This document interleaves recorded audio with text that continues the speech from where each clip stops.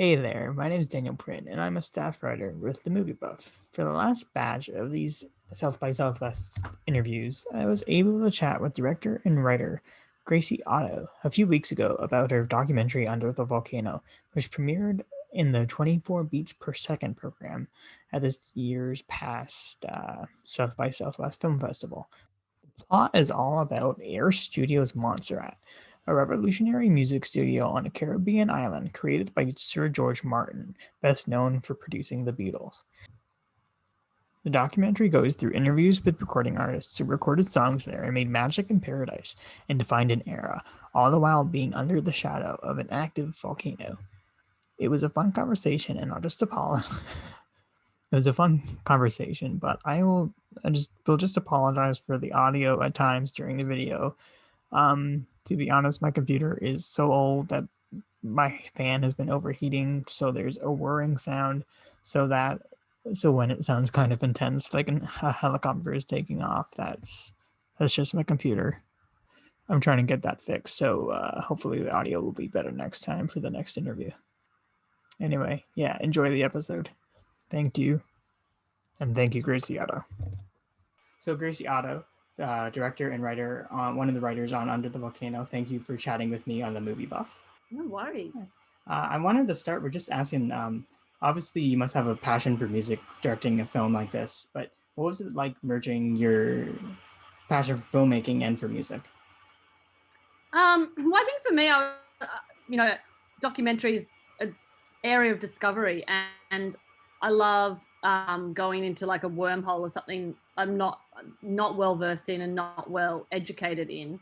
My first film was about a British theatre producer in the 60s, 70s, 80s. So when this came about, I kind of thought, yeah, it's amazing to get to, be able to study that decade of music. And yeah, because it was before my time. And so I think, yeah, I've always been interested in subjects that are something that I don't, I'm not a fan of, not a fan of, but just don't know enough about. Going in naive. Okay, so you definitely capture that sense of like taking us to this place, and it's kind of like a time capsule in a way. Yeah, it was such a beautiful island to be on. It was such a magical place. It's like really like nothing I've ever seen before. My producer, Cody Greenwood, her mother lived on the island back just before the studio was being built. And that's how the film came about, because she got to, she was overhearing her mom say one day to two of the guys who built the studio when they were visiting in Perth, talking about it. And she was like, why hasn't anyone made a film about this? And so she'd gone there as a child as well and spent holidays there. And, obviously after, the volcano, spoiler alert, it's quite devastating for all the people who live there. So is that how you first heard of Montserrat? I first heard of Montserrat through Cody. Yeah, she was like, I'm doing this film. And, she'd spent a year and a half kind of doing a whole bunch of research on it. She'd interviewed Sting and kind of was raising, the finance based off this kind of trailer that she made, and this crazy dense booklet of like all the research she had done, which I kind of thought was incredible, because it was kind of reminding me of when I was doing my first film, when you just have that kind of go hunt energy to just, try to get something up, and so passionate about it. And I was like, wow, this has like such scope. Like there's so many big bands in this. And I think my only reservation was I just made a film with a bunch of celebrities, and it can be great, but it can be, I just made her a deck of cards for her birthday, which has got who I think is an ace, a king, a jack, a queen. Because, the whole game is that if you get the ace, then you get everyone else in the film. So it's like a psychological game you play for a year of like trying to get these people in the movie, which we got a lot of them. Who is your ace? I actually made the ace as Tappy, the chef. I felt like he really deserved to be an ace. Sting was definitely an ace because he was the first interview. Paul McCartney was an ace because he gave us his home video footage, which is incredible and very generous, like fee, too generous kind of thing. And who was our other ace? I feel like maybe Mark Knopfler was our other ace. Or Jimmy Buffett, like people who love Jimmy Buffett love Jimmy Buffett. Like people who respect Jimmy Buffett, like respect Jimmy Buffett. Like if he's like, hey, do an interview, they're like, okay. I had gone on margaritaville.com and tried to buy Cody, a giant Havaiana thong otherwise, but a shoe. Oh. I don't think American thongs. Okay, yeah, that's why I laughed. Okay. Okay, in Australia, a thong is like the shoes you wear. Oh, like flip-flops in North America, maybe? Okay. Yeah, flip flops. A giant Havaiana flip flop. I should have said that. Anyway. No, no, it's totally fine. It's a funny slang difference. I like it. Yeah. No, How an interview went south. Anyway. no. Did you have any favorite interview subjects for this film? Yeah, I think definitely Stuart Copeland was a favorite interview subject of mine. Andy Summers, I also really liked interviewing because I go in quite naive to interviews, and I asked him, yeah, what's your name and what band are you in? It's like a joke at the start, and he was like, I'm Andy and I'm in the police. Like, it's quite offended.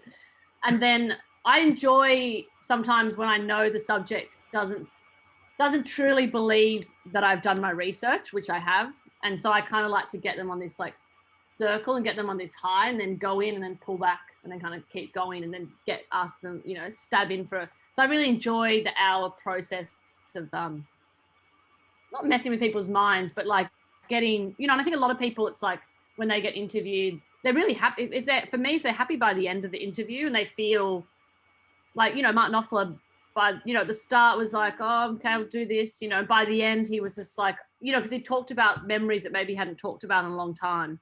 And I usually spend like an hour to an hour and a half interviewing them. Yeah. And then there's only a few interviews that were like, one guy was 20 minutes because he just wasn't very good, but it wasn't not good. He just couldn't remember anything. Okay. I was like reading his autobiography saying, and then this happened, and then he's like, oh yeah. So that, there's the rock and roll people like that are just funny. Or there's some interviews you do where you walk away and we just go, that interview wasn't that great. And then you get into the edit and you're like, oh my God, he's amazing. Like, yeah. Okay. It's kind of a cheeky style, like stabbing in them, like what we were saying. It's Yeah, fun. you got to get people to like, you got to get them, don't want to give away all my tricks, but you got to get them to believe you're not going to ask them what they don't want you to ask. Okay. And so then they kind of, are expecting it. And then you just keep ignoring, and then you go in and then you ask them something super different so they kind of forget that you've just gone in, but I mean, it wasn't super, it wasn't a documentary about murder. So it wasn't, I would use that technique if I was, doing that.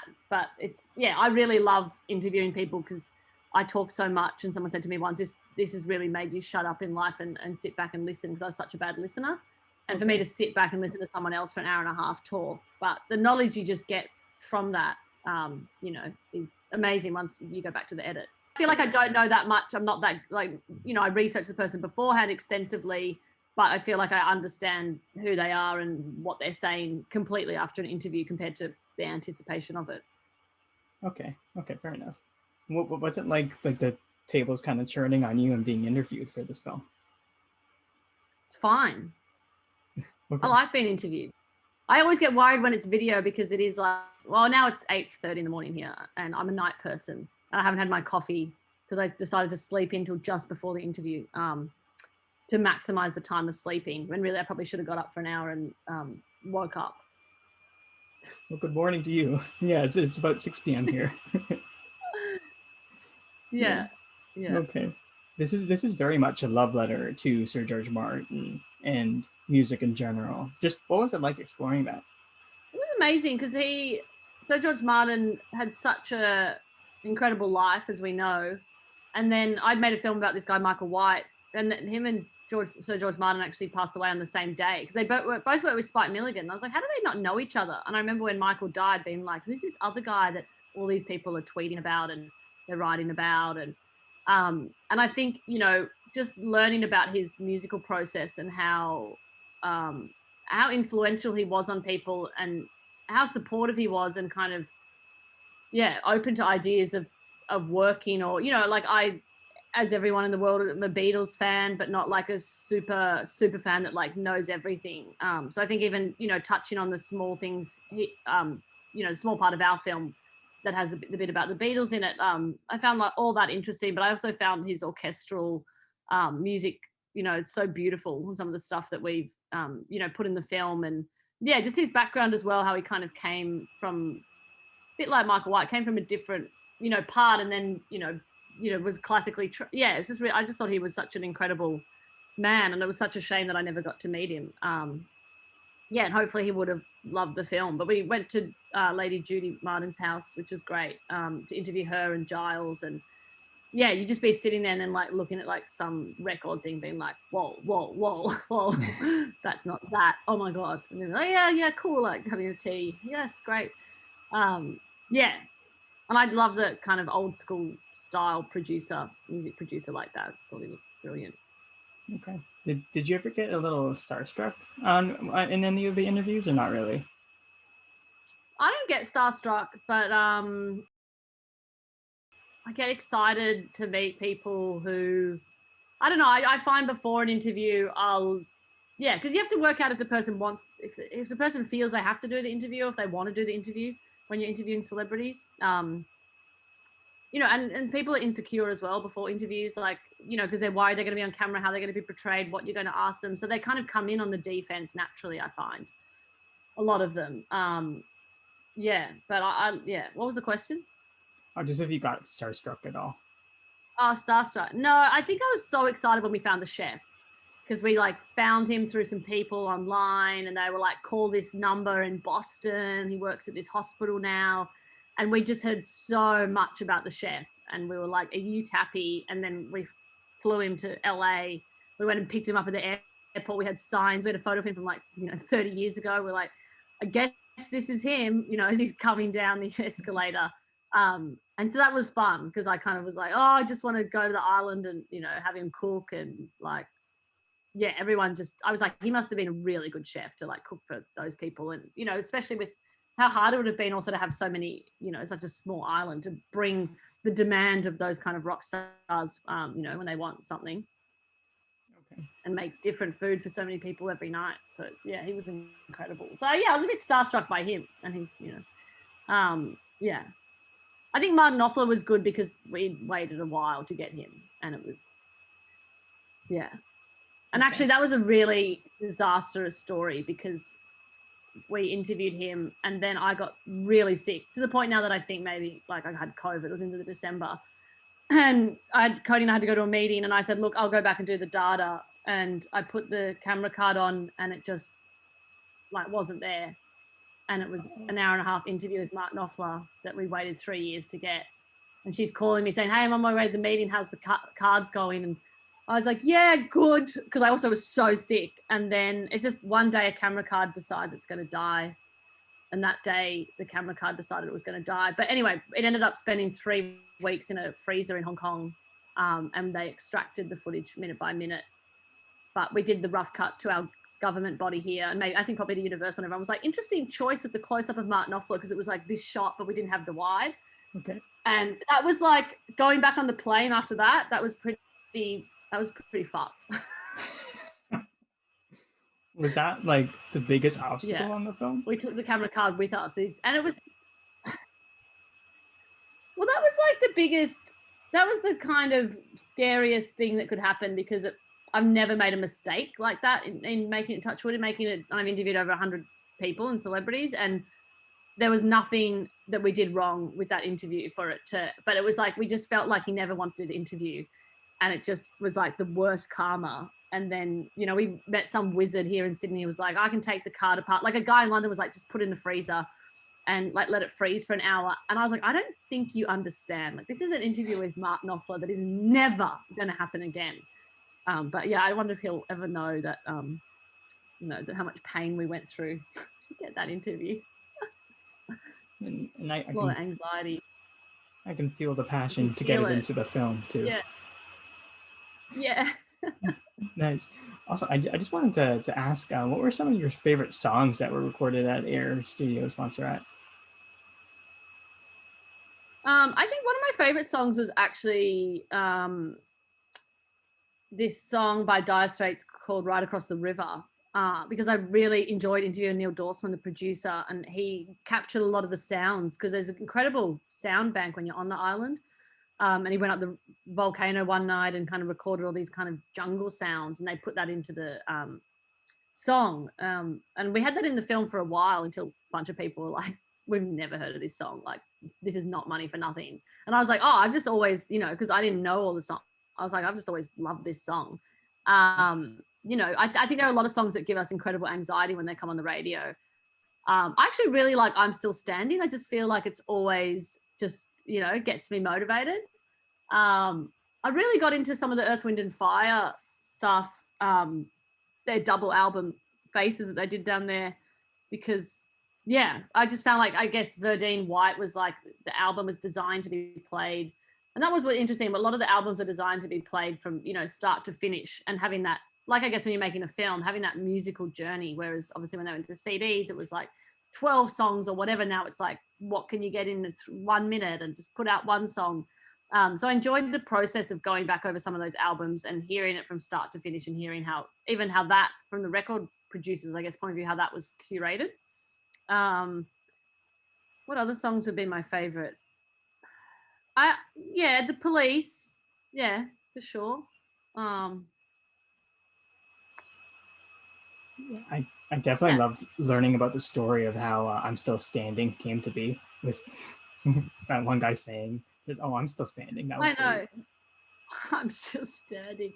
Yeah, Chris Thomas was amazing. He actually lives around the corner now in Sydney from me. But he was good, because I like the interviews that are quite off the cuff, and they kind of go, well, I don't know if I should say this, but I'm just going to put it out there. And then you just go, great, sign your contract here. Thank you very much. Yeah, so I loved, I love some of the, who else did I love? We got really into the Volcano song by Jimmy Buffett, I have to say. And Hot, Hot, Hot. I mean, Hot, Hot, Hot was like their song that was down there. And we actually got Arrow's brother, Hero, who's in the film. On the last night, we got him to record steel drums, because we actually really wanted the Universal like logo to be steel drums. But then when we did the composition, it started a bit more dramatically. But we do have I should send it to Universal. We do have a great behind the scenes video of these people doing steel drums to Universal. Like, this will be so cool when we get to see it at the cinema, 2019. Oh, nice. That would be like a great like featurette. Yeah. We've got so many like behind the scenes videos of like horrible things that happened along the way. Not horrible, just like nightmare. But anyway. Okay. I think this is my last one, but was there anything that you couldn't put into the documentary that you absolutely loved? Not really. I mean, it was hard, because we interviewed a lot of people. Like, I know, you know, like a lot of people like love Roger Glover and Deep Purple, and you know, they'd gone down there and done quite an interesting album. But we just didn't have enough photos or videos or stuff to kind of go down that story path. So there was, you know, some people like that, or bands where, yeah, we would have loved to put their story in more prominently if, yeah. And then, but it kind of was like, what bands hit our thesis, you know, and what, yeah, and who do we have, and what footage do we have to play with? So it's kind of, yeah, rewriting a lot of stuff in the edit to fit into what we thought the through line was, which is, you know, about creativity and isolation. Okay, great. You definitely go through a lot of archive footage here. So that's awesome. It's very well researched. Yeah, Lisa Savage, our archive producer, found some incredible stuff. And also, you know, Cody's mother being on the island, had a lot of great contacts and had found stuff. And Cody had already spent 1.5 years researching the film, and yeah, finding like that, you know, Paul McCartney, Stevie Wonder audio clip. That's actually one of my favorite songs. It's like them jamming. We were like, how do we get this? Yeah, that was like, a great moment. Just so you know, like they're like, oh, great, can we copy this? That's awesome. I could talk about your film for a long time, but I'm pretty sure that's my time. So, Gracie Otto. Hey, thank you so much. Thanks so much for watching it. I know it's great. So yeah, so Gracie Otto, director and writer of Under the Volcano. Thank you for chatting with me on the Movie Buff. Thank you, Movie Buff. Great.